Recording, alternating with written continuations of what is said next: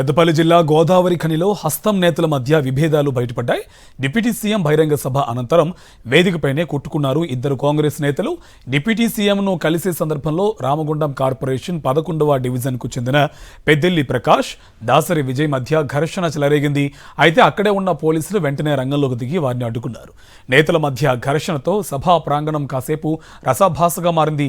రాబోయే municipal corporation ఎన్నికల్లో టికెట్ల కోసం ప్రయత్నిస్తున్న ఆశావాహుల లిస్టులో ఈ ఇద్దరు నేతలు ఉన్నట్టు తెలుస్తోంది.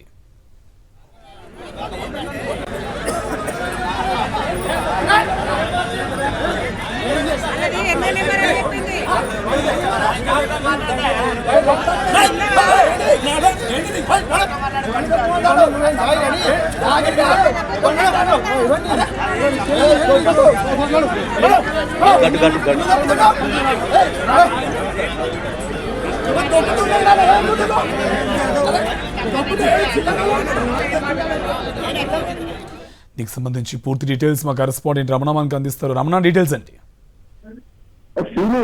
పెద్దపల్లి జిల్లా గోదావరి ఖనిలో ఈరోజు మంత్రుల పర్యటనలో తీవ్ర సమయంలో మొత్తంగా ఒక రసాభాస చోటు చేసుకుంది. డిప్యూటీ సీఎం బట్టి విక్రమార్క బహిరంగ సభ అనంతరం ఈ ఘటన చోటు చేసుకుంది.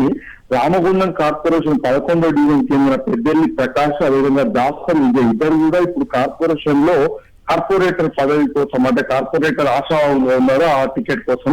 ఈ క్రమంలో వాళ్ళిద్దరు ఎదురుగా పడ్డ క్రమంలో ఈ ఘర్షణ వాతావరణం నెలకొంది.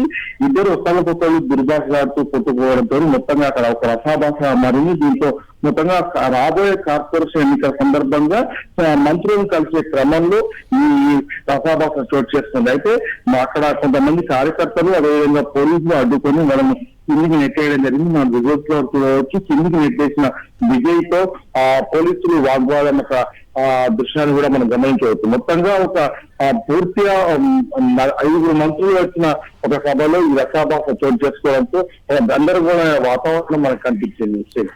Right, thank you Ramana.